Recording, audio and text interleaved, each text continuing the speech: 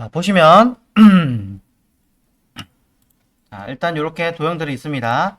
자, 도형들을 우선은 필요한 만큼의 사이즈를 만들어 놓습니다. 자, 그냥 하시는 게 아니라 가급적이면 내가 보고자 하는 사이즈, 거의 1대1 사이즈 100% 하셔도 되는데 양쪽 끝에가 살짝 잘려 보이는 것처럼 보여서 좀 보기 힘드실 거예요.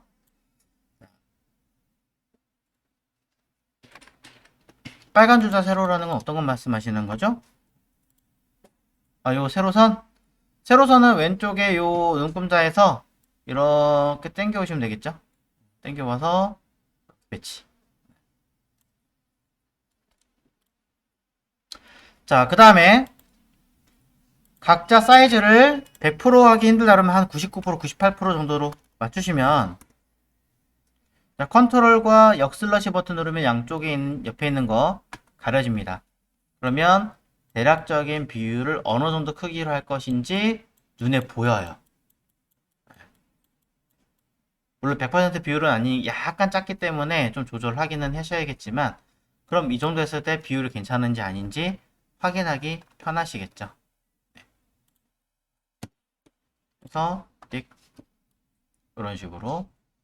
그럼 로고는 여기 들어가구나 할 수 있겠죠.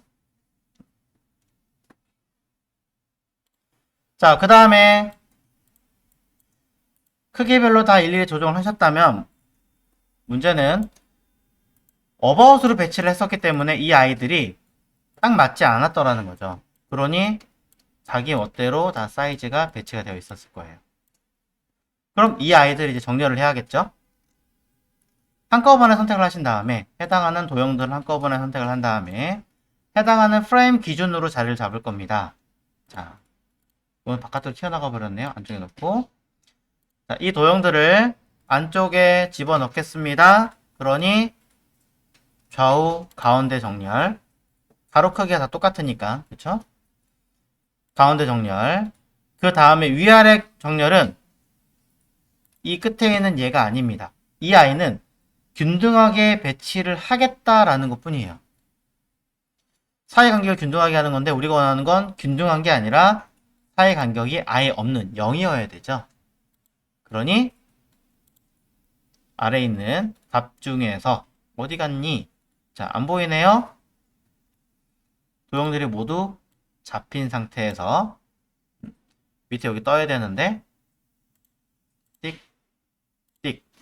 자, 안 보이는 얘기는 아마 프라임이 좀 더 큰 상태에서 보면 보이지 않을까 해서 한 번은 잡아주고 해야 되는군요. 자, 없이 하면 안 되니까 한번 잡아서 균등하게 맞춰놓고 이 균등한 상태에서 얼마만큼 맞출 것이냐라고 요거를 건드립니다. 요거는 위에 있는 도형과 아래에 있는 도형 이 사이 값을 얼마나 줄 것이냐라고 세팅하시는 거예요. 우리는 값이 필요 없으니까 0으로 바꿔주시면 되겠죠. 자, 그럼 우리는 돌아가서 저는 0이라고 수치를 도형을 잡고 0이라고 입력하면 쭈루룩 하고 들러붙습니다. 가급적 맨 첫 번째 있는 도형은 왼쪽 상단 또는 가운데 상단에 붙여주시고 시작하십시오. 자, 가운데 상단 주면 어느 것 기준으로 움직이나요? 해당하는 이 도형들이 모두 어디 안에 들어가 있어요? 여기 메인이라는 프레임 안에 들어가 있잖아요. 그래서 메인이라는 요 기준에서 정렬이 돼요. 항상 이 도형들은 잡혀 있는 것이 있으면 그거를 감싸고 있는 어떤 영역 틀을 기준으로 정렬을 합니다. 자, 그럼 이 아이는 이제 사이즈를 아래까지 맞출 수 있고요. 차후에 또 수정을 한다 그러면 아까처럼 이 버튼 눌러서 변경하시면 되겠죠. 자, 맨 위에서부터 얘네들은 제가 일부러 보여드리려고 색깔을 어둡게 한 거니까 원래 색깔대로 돌려놓겠습니다. 이제 이 상태에서 직접적으로 왼쪽에 있는 스케치와 마찬가지로 배치를 합니다. 자, 스케치처럼 왼쪽에 있는 스케치가 우리가 처음에 있던 이 영역을 우리는 헤드박스라고 얘기를 했습니다. 똑같이 저는 헤드박스라고 일단 그룹을 하겠습니다. 이름을 헤드박스라고 지을게요. 차후엔 그룹이 아니라 다른 개념으로 바꿀 겁니다만 지금은 그대로 그룹처럼 쓰겠습니다. 두 번째 영역 뷰박스 똑같이 컨트롤 G 그룹하고 뷰박스. 그 다음 영역은 토픽 박스.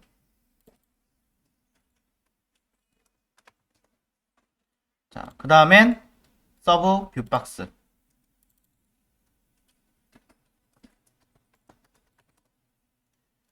자, 그 다음엔 링크 박스. 자, 다른 이름 괜찮은 거 있다면 얘기해 주십시오.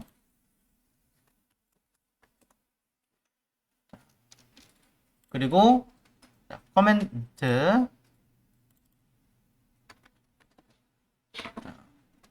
박스. 그 다음에 제일 아래쪽에 들어가는 거는 풋박스. 자, 이렇게 언급을 했습니다. 아이고, 그룹은 안 하고 그냥 이름을 썼군요.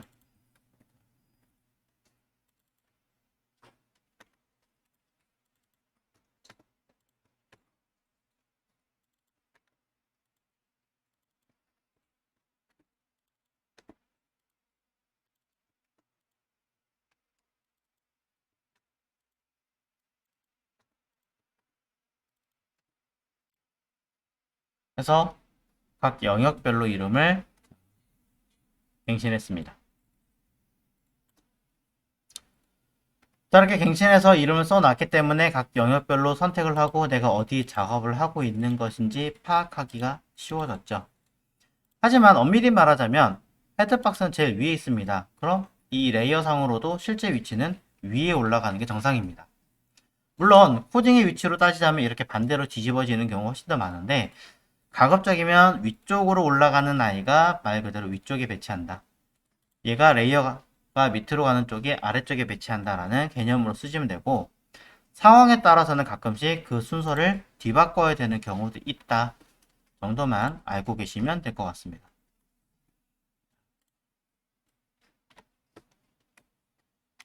빅박스 그 다음에 픽, 서브, 링크, 코멘트, 붓 이런 식으로 바꿨어요.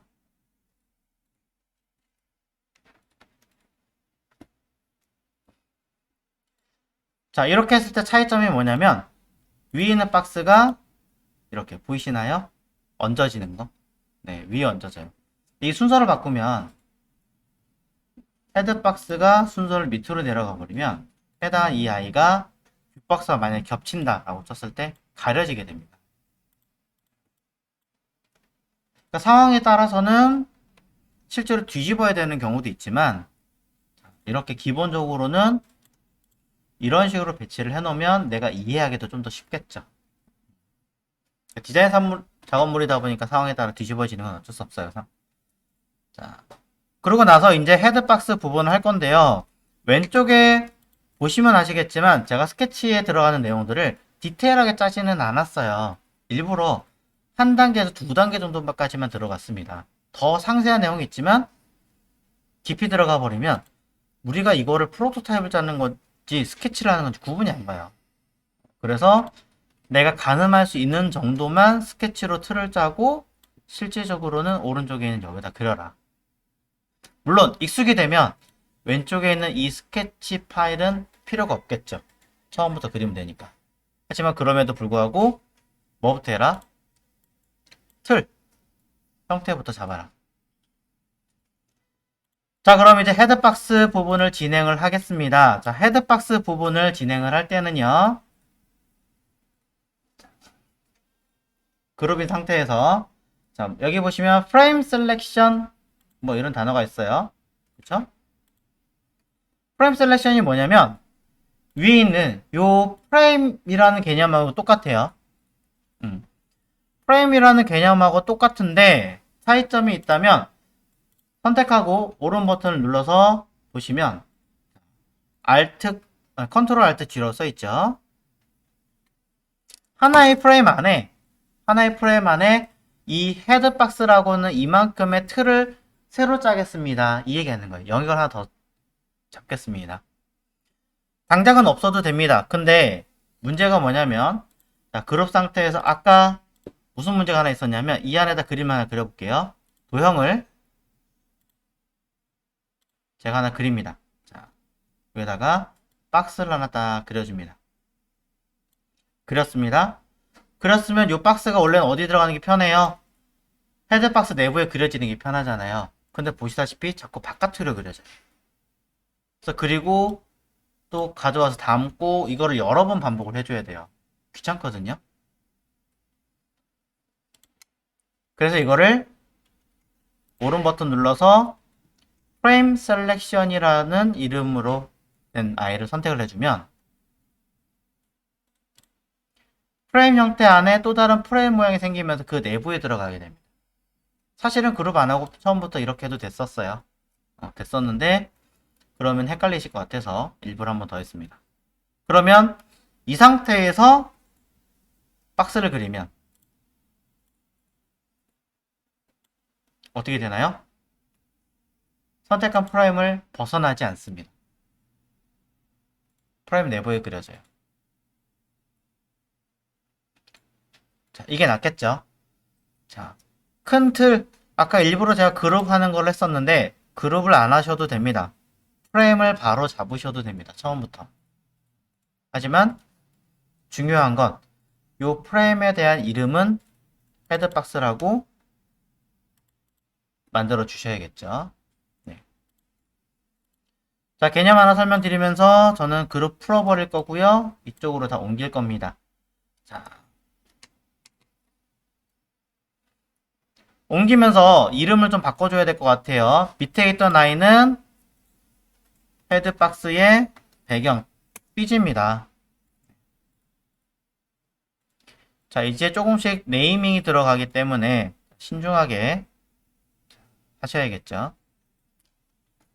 한두 개 정도 이름을 놓치거나 할 수는 있겠습니다만 가급적이면 다 쓰십시오. 자, 그래서 로고 진짜로 이미지를 넣는다라고 생각하지 않으셨으면 좋겠어요. 이미지를 나중에 넣긴 넣겠지만 처음부터 넣어버리면은 비율 확인하기도 어렵고 사이즈 그거 이미지 일일이 찾고 있어야 되고 힘들어요.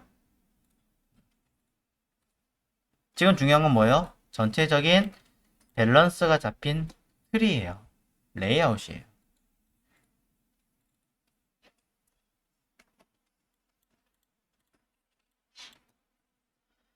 자, 여기 안에 들어있는 이 컬럼에 의해서 박스 그리기도 매우 수월해졌고 그러면서 위아래 높이값 적당하게 조절을 하면 좋겠죠.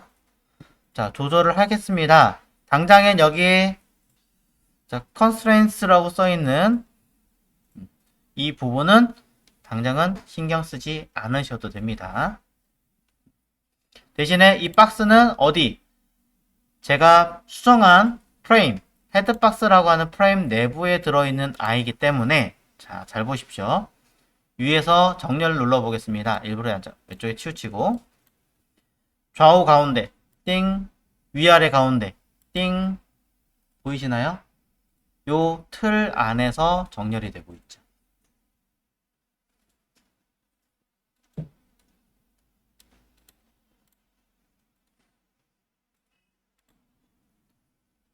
그래서 이 도형을 사이즈를 제가 아직 주진 않았습니다만 방금 보셨던 것처럼 선택한 프레임 안에 들어있는 이 아이는 감싸고 있는 이 영역을 기준으로 배치가 된다 라고 보여드렸습니다.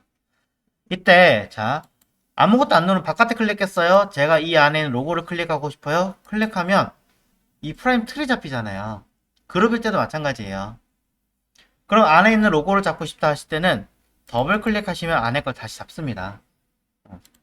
한번 클릭하고 또 더블 클릭하시면 안에 걸 잡아요.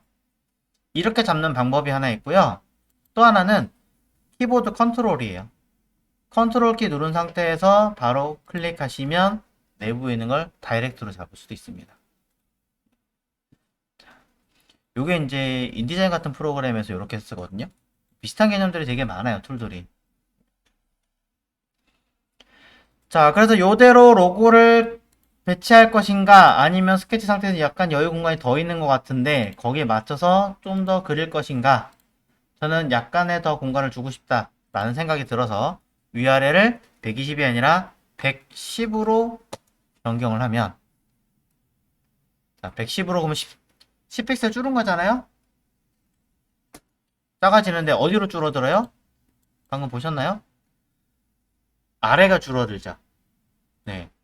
만약에 제가 얘를 100으로 줄이면 위로 또 올라가죠. 왜 그런 현상이 생기냐면, 자, 이때 설명을 드릴 수 있는 게 바로 요 아이예요. 음. 자, constraints라고 하는 이 아이는 지금 저 같은 경우는 선택한 이 박스가 표시가 위와 왼쪽에 표시가 되어져 있습니다. 이 얘기 뭐냐면, 현재 제가 배치해 놓은 아이의 기준이 지금 요 체크해 놓은 요 거리를 고정을 시키겠다, 이 얘기 해 놓은 거예요. 또 사이즈를 내가 가로 사이즈를 변경하든 높이 값을 변경하든 변경하면은 여기서 줄고 여기서 주는 거예요. 늘어난데도 이쪽으로 늘어나고 아래로 늘어나겠죠. 그런데 나는, 자, 그게 아니라 위아래를 같이 균등하게 조절하고 싶어. 그럼 뭐 하시면 되느냐? 여기서 위와 아래를 모두 체크하시면 되는 거예요. 이 부분. 탑이 아니라 탑 앤 버텀이라고 하는 아이를 선택하시면 위와 아래를 기준이 균등하게 설정이 되면서 그대로 처리가 되겠다, 이 얘기 되는 거죠. 자, 탑 앤 버텀. 높이를 한번 조정해 볼까요? 그래도 되는가? 안 될 수도 있습니다. 어라, 왜 그러지? 자, 이때 저는 탑 앤 버튼 말고 센터로 한번 눌러볼까요? 센터로 바꿔보겠습니다. 가운데로 체크 바뀌었죠? 수정해 볼게요. 어라? 자, 제가 알고 있는 건 단어네요, 개념이. 자, 원래 이렇게 하면은 조정이 되는 게 맞는데, 제가 알고 있는 것과는 조금 다른 상태가 됐습니다. 자, 왜 그럴까요?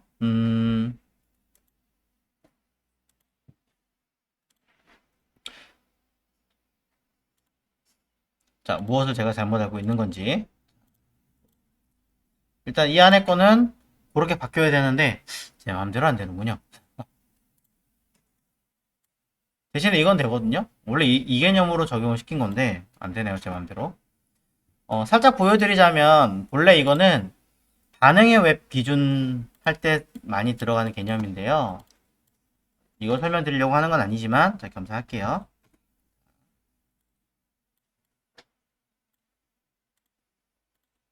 자, 이렇게 도형이 있습니다. 겉에 있는 이 아이와 이 두 개를 도형을 하나의 프레임으로 만들어 보겠습니다. 자, 프레임 들어갔죠?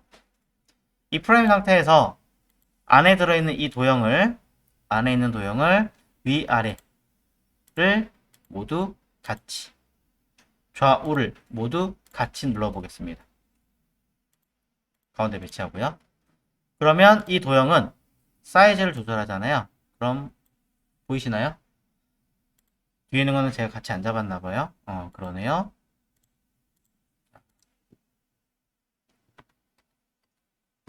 있자. 안에는 뒤에 있는 도형도 체크를 해놨어야 되는데.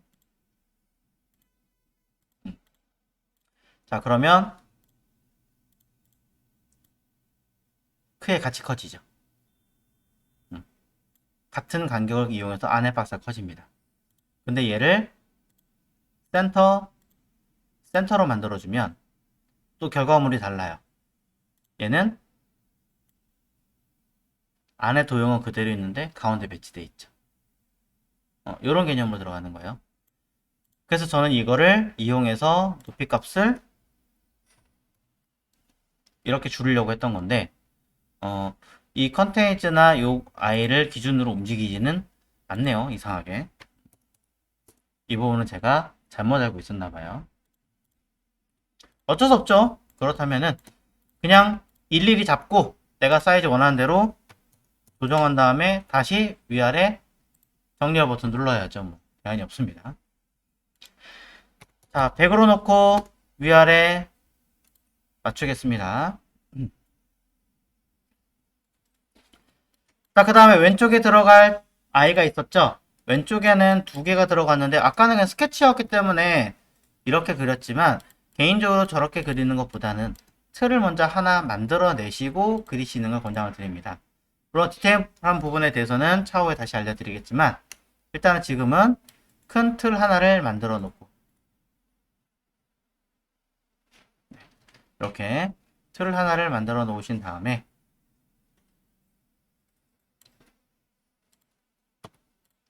안쪽에다가 그 형태를 채워 넣는 방향으로 하시는 게 좋습니다.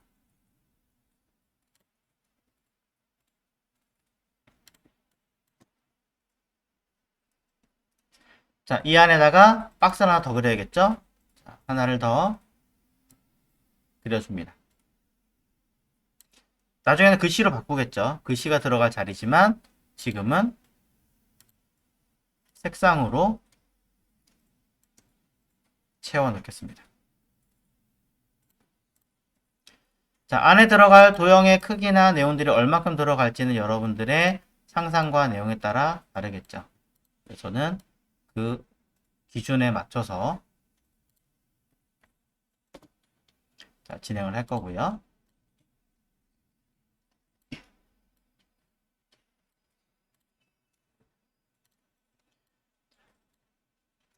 뒤에 있는 틀과 앞에 있는 두 개는 총 3개죠. 같이 다녀야 되는 아이이므로 저는 컨트롤 G 또는 그룹으로 바꿔줄 겁니다.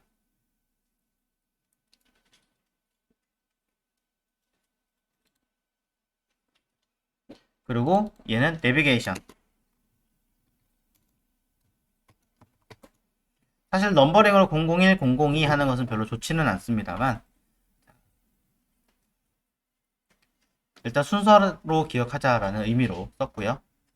그대로 카피해서 두 번째 아이는 오른쪽으로 배치를 하겠습니다. 같은 자리가 요쯤 되네요.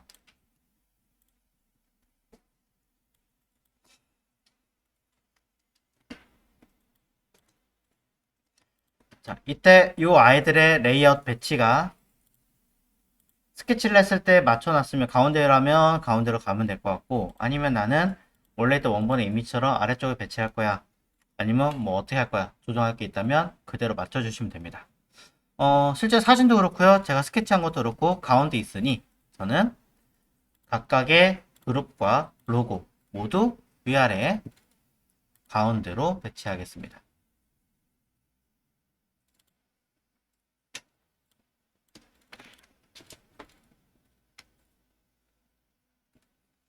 자, 한 단계 또는 두 단계 정도의 내용으로 틀을 짜 넣었을 뿐입니다. 끝났으면 이제 우리는 그 다음 레벨로 내려가야죠. 일단은 왼쪽에 보신 그림처럼 스케치된 큰 틀 위주로 박스를 그려 나가시는 거고요.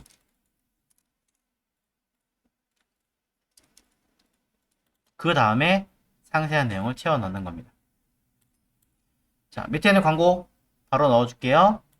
자, 광고 영역도 그룹으로 아까 설명을 드렸습니다만 저는 이 아이를 그룹이 아니라 프레임 셀렉션으로 바꿔주시라고 얘기를 했습니다. 그룹은 단순하게 끼리끼리 묶어주는 개념이었다면 프레임은 하나의 지정된 영역에 대한 개념으로 잡히는 거기 때문에 이대로 프레임 틀을 짜야지만 훨씬 더 디테일한 작업들이 가능합니다. 레이아웃이나 이런 것들이. 대신에 이름은 아까 그룹 지어진 이름이 있으므로 그 이름 그대로 저는 뷰 박스라고 바꿀 거고요. 안에 들어있는 내용물은 요거 바깥으로 빼주기만 하면 그룹은 자연스럽게 사라질 거예요. 아니면 Shift Ctrl G 언그룹 하시면 되겠죠. 자, 언그룹이 안 되나? 되죠. 대신에 이 틀은 뷰 박스 삐지라고 이름을 바꿨습니다. 자, 제가 어떤 이름은 카메 케이스로 쓰고 어떤 거는 언더바로 사용을 하는데 특별한 이유라기보다는 가장 큰 틀에 해당하는 것들은 저는 카메 케이스로 사용해요. 그리고 그 하위에 들어간 항목들은 특정한 경우가 아니면 대부분 다 언더바로 사용합니다. 그럼 레벨링 할 때 개념 파악하기 좀 더 쉽겠죠.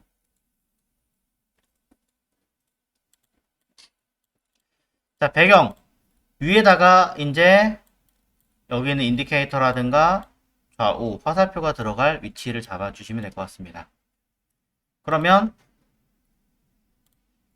박스를 하나 그려볼게요. 자, 좌우 화살표 같은 경우는 바깥쪽에 있는 게 좀 더 괜찮았던 것 같으니 그 위치대로. 그 다음에 화살표는 작게 있는 것보다는 가급적 버튼이 크게 있는 게 누르기 편하겠죠. 실제 그림은 작더라도. 그러니 저는 크게 해서 사이즈를 만들어 놓고 이 아이를 그대로 카피. 이 두 개 모두 위아래 가운데 배치 버튼 누를 겁니다. 감싸고 있는 틀 기준으로 자동으로 얘는 자리가 잡히게 될 거예요. 아이고, 잘못 눌렀네요. 이렇게 식으로.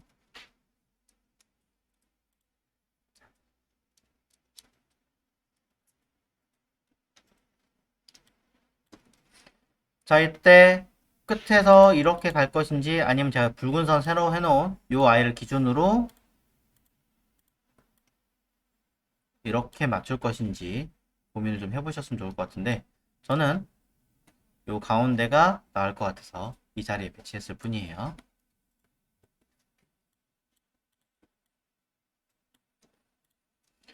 자, 이거는 좌우 버튼이니까 이 둘이 같이 묶음으로 다닐 아이죠. 그룹 지우면 될 것 같고요. 저는 이 그룹을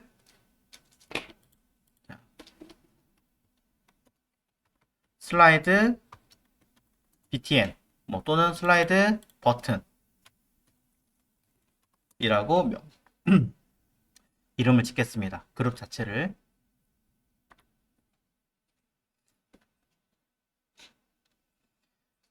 자, 슬라이드 버튼이라고 하는 그룹으로 일부러 주었고요.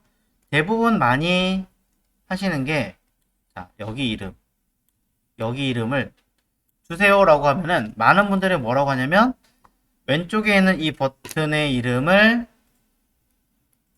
왼쪽에 쓰니까 뭐 레프트 버튼, 오른쪽에 있는 이 버튼의 이름은 라이트 버튼이라고 쓰시는데 왼쪽에 위치했다고 해서 레프트 버튼이라고 쓰는 건 사실은 잘못된 거죠.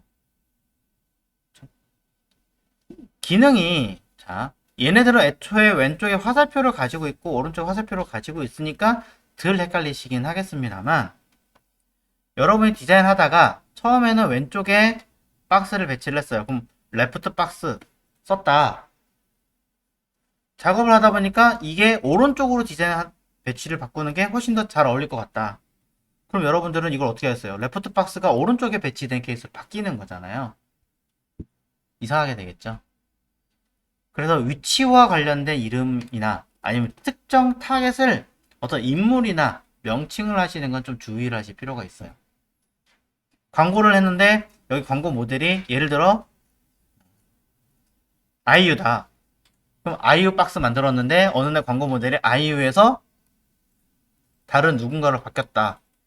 그럼 아이유 박스에서 다른 누군가가 존재하는 이런 개념이 되겠죠. 이상할 겁니다. 차라리 뭐 모델 1이 낫겠죠. 자, 그래서 저는 좌우 버튼에 들어가는 거는 이렇게 쓰시라고 해요. 실제로 얘는 뭐 할 때 쓰는 거예요? 광고가 있다면 이전에 있던 광고를 보려고 하는 거죠. 그러니 프리브 btn 이런 개념으로 얘는 오른쪽에 있는 게 아니라 다음 내용을 보기 위한 거니까 next btn 이런 개념이 좀 낫지 않을까 싶습니다. 네.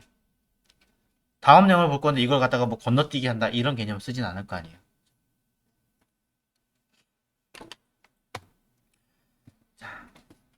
각 영역별로 약간씩 세분화시키면서 이름을 가져야 된다. 이 얘기 드리는 거예요. 그러면 이 아이가 뭔지 확인하시고 프레이브 얘는 넥스트. 제가 약칭으로 그냥 btn이라고 썼지만 정식적으로 쓰시려면 버튼이라고 풀네임을 쓰시면 됩니다.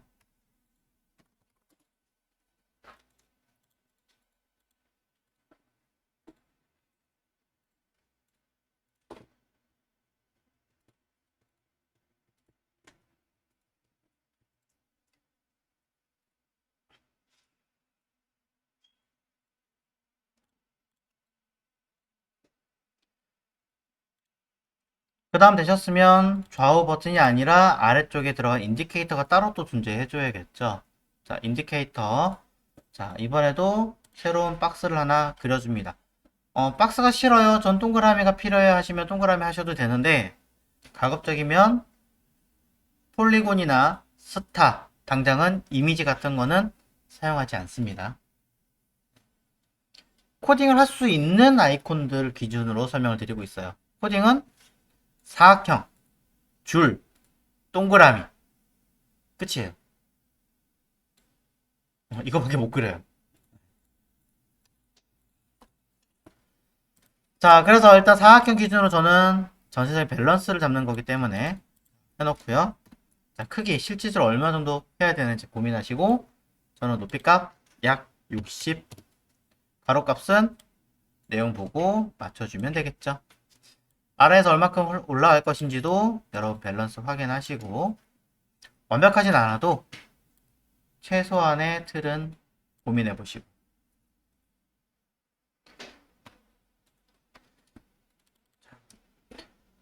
여기서 인디케이터를 달 건데 인디케이터라고 이름을 명명을 하는 이유는 신호등처럼 내가 무엇을 하고 있습니다. 어떤 상태입니다. 라고 상태를 알려주는 형태 이거를 인디케이터라고 합니다.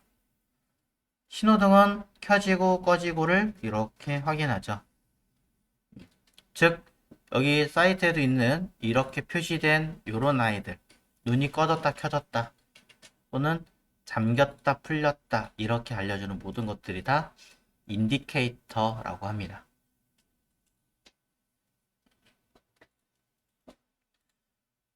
저는 그럼 이 안에 들어갈 박스 몇 개가 들어갈지는 모르겠으나 정사각형을 필요로 하므로 Shift 눌러서 만들어주면 좋겠죠. 색깔 마찬가지 맞춰서 그려주시고요.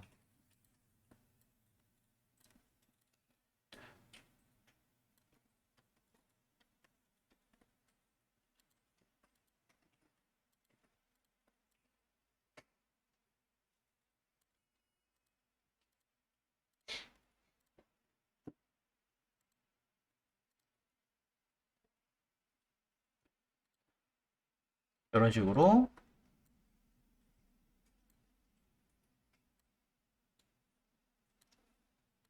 담아주시면 됩니다.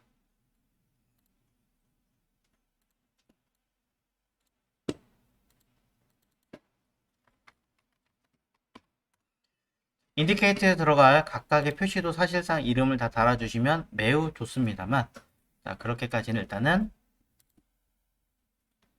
안 하겠습니다. 그럼 시간이 너무 오래 걸리니까. 하지만 이 중에 뭐 차후에는 변경했을 때 색깔이 어떻게 선택됐습니다 라는 인식이 가능한 정도는 표시해 주시면 되겠죠.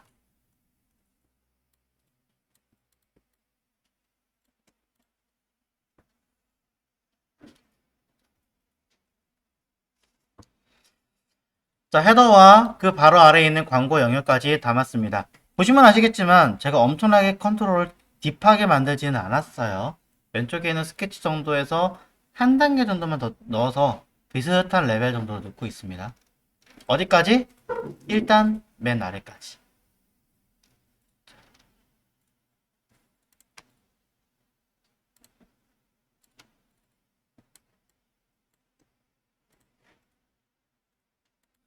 자, 작업을 하면서 한 가지 팁을 좀 확인해서 알려드리는 건데 이게 확대 축소가 컨트롤 스페이스가 확대 축소가 맞는데 정확하게 컨트롤 스페이스가 아니라 스페이스를 먼저 누르신 상태에서 컨트롤이에요. 스페이스 누르고 컨트롤 눌러야 확대가 되고요. 그 다음에 스페이스 먼저 누르고 알트 컨트롤 누르면 축소가 됩니다. 클릭했을 때. 이게 이제 왜 이런 현상이 생겼냐면은 그 맥 있죠, 맥키토시. 맥키토시 옛날 그 한영키 바꾸는 게 커맨드하고 스페이스예요. 커맨드 키와 스페이스를 누르면은 한영키 전환이 되거든요. 지금은 뭐 컨트롤 스페이스인가로 바뀌었잖아요. 저는 지금도 커맨드 스페이스를 써요. 그게 더 편해서 빠르기도 하고. 자, 이렇게 쓰는 사람들이 아직 옛날 맥을 쓰시는 분들은 좀 많이 있는데, 문제는 뭐냐면 이렇게 썼을 때 일러스트 같은 프로그램 같은 경우는 똑같이 지금처럼 확대 축소하면요, 한영키하고 확대 축소 같이 먹어버려요. 그래서 단축키를 순서를 바꿔서 스페이스와 커맨드를 쓰면, 요거는 돋보기로 확대 축소 기능이 먹습니다. 중간에는 Alt겠죠? 자, 요 기능 때문에, 자, 이러한 기능 때문에 지금 여기도 똑같이 만들어 놓은 것 같아요. 비슷한 방식을 취하라고. 그래서 얘도 확대 축소는 스페이스 커맨드 키를 누르고 사용하시면 확대되고, 스페이스 알트 커맨드를 누르면 축소가 되고, 이렇게 될 겁니다. 참고하십시오.